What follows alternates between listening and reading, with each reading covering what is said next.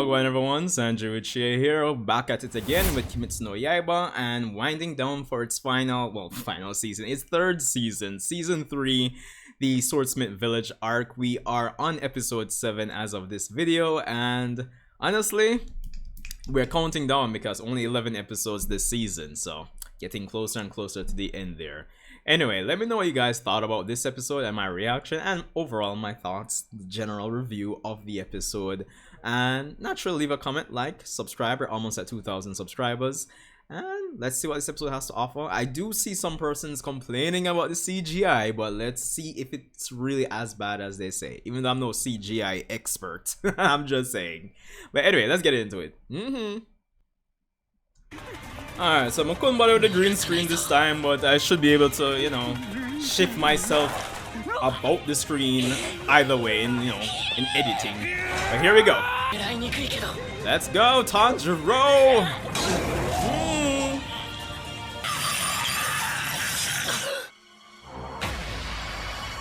But the ghost of the Uchiha clan.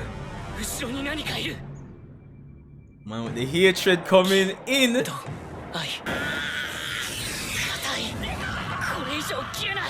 Jano dog.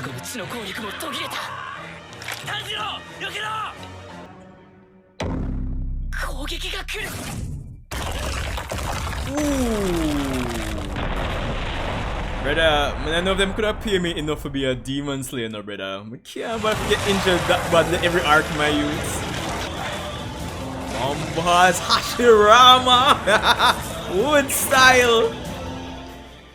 Yeah. Alright, so I can probably see why some person might have had an issue with the CGI, but I don't know. Probably because I'm not that picky, but I don't think it's that much.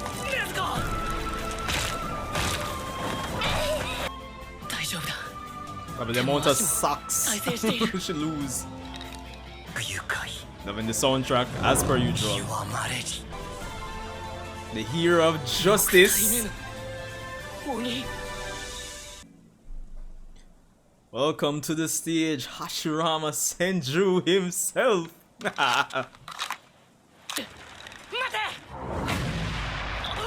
Man said, dog, relax, dog, feel this chakra pressure.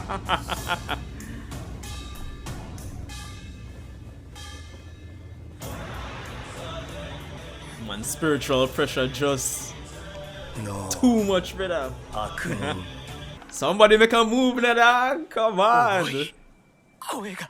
Tanjiro said in head, dog. Dog, who can't say this to me, my youth?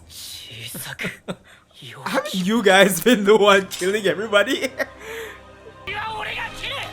I feel like this is like, I'm gonna say it, not even talk no jutsu, but you know, like in Naruto, you cast Izanagi by yourself.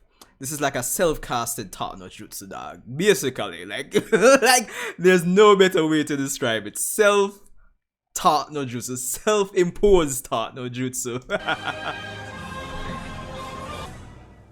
Let's go! We've been standing around long enough. Somebody please make a move.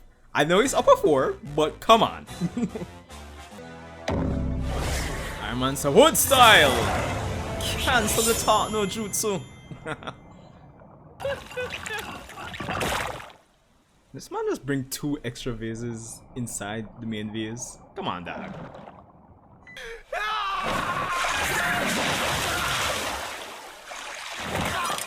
Oh, that doesn't look too healthy.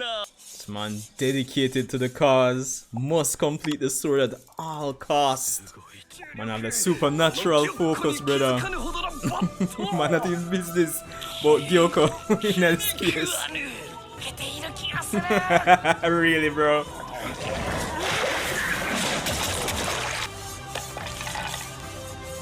When the world tries to distract you, bro, man, you see I'm gonna need to finish this.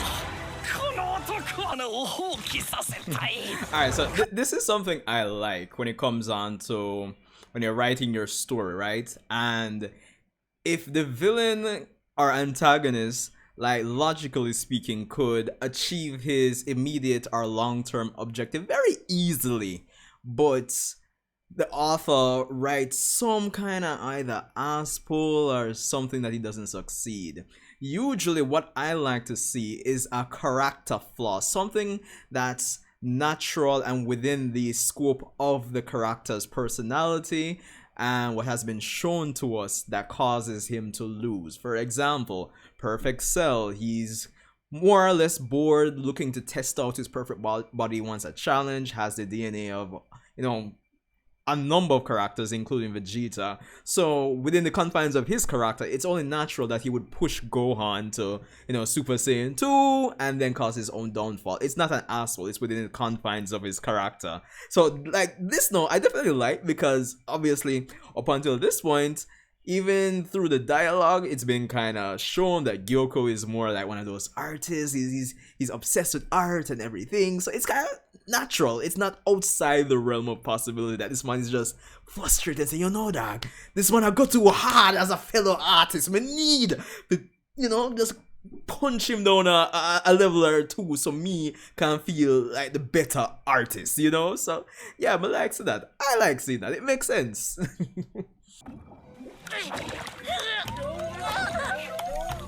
Bruh. Alright.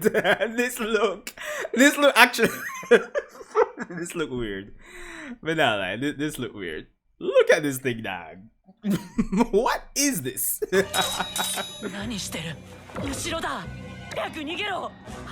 Bro, weren't you running out of air?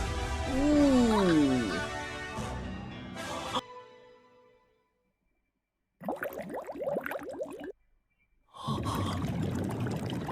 I mean, does it work that way? I don't know. Somebody a bit more scientifically inclined, let me know, please.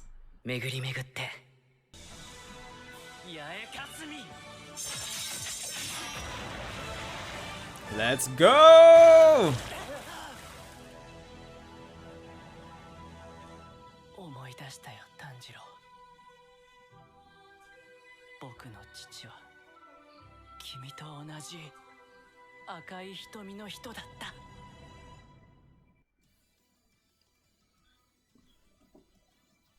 Really, I'm just in it there, so.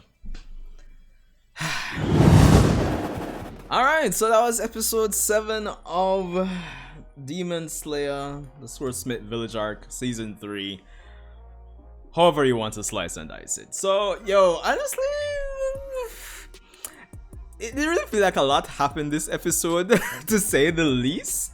I mean, of course, we got to see the 6th demon from, you know, Upper Moon, Upper Rank 4, and of course Muichiro's finally out of the water vase for the most part. And that kind of feels like the episode. I mean, it just feels like there's not much to say. But, I mean, attempting to at least break it down, I think it's more of a re-emphasis on, you know, what makes the characters tick. At least in the first half with Tanjiro, the usual, you know, the demon might say something that goes against his, you know, his extreme human, I guess, nature, or his extreme good nature, or just in terms of his overall compassion and empathy when it comes on to humankind in general, and how the demons stand in stark contrast to that, to say the least. And that's what was on display in the first half. Granted, it isn't necessarily anything new. I mean, we've seen this with Tanjiro before, in terms of him just getting pissed off for the sake of others. So it's more like a re-emphasis when it comes on to his character, essentially.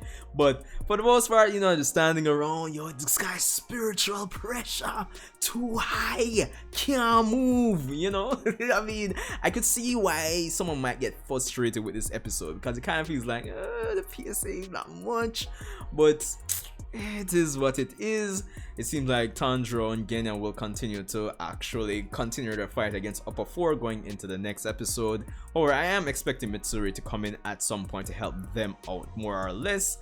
And of course, we do get the explanation of how this 6th demon came about, so nothing too crazy on that end right there. Of course, the usual benefit or positive when it comes on to these fights and episodes, that of course the team dynamic different points of engagement in terms of who to cheer for. It's not dependent on just Tanjiro, the usual stick.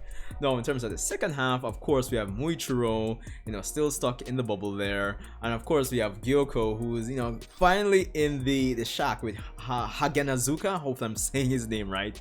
But yo, the sheer focus of this man to complete the sword dog. And of course, the man look fresh under the mask. Kind of makes you wonder what the other, swordsmiths look like under the mask, I would say. But this man is looking fresh, one of the fresh look. I can imagine the ladies are dying for him.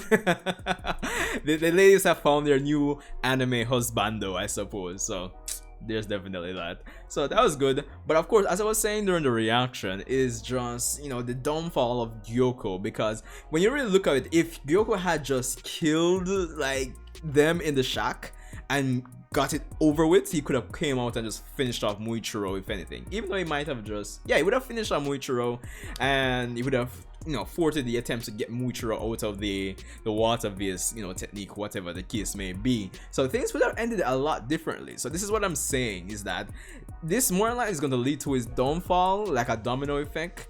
So his own personality and character flaws based on who he is what's leading to his downfall. And it doesn't really feel like an ass pull either, because as a fellow artist, you could naturally, it's within the realm of possibility, or essentially that this is why he'd actually cause his own downfall, because he didn't just kill the swordsmiths and get it over with, essentially. So it makes sense. It makes sense. So that definitely works when it comes on from a character standpoint in this episode. So it makes sense. And of course, Muichiro getting his memories back, Tanjiro continuing to essentially just inspire those around him.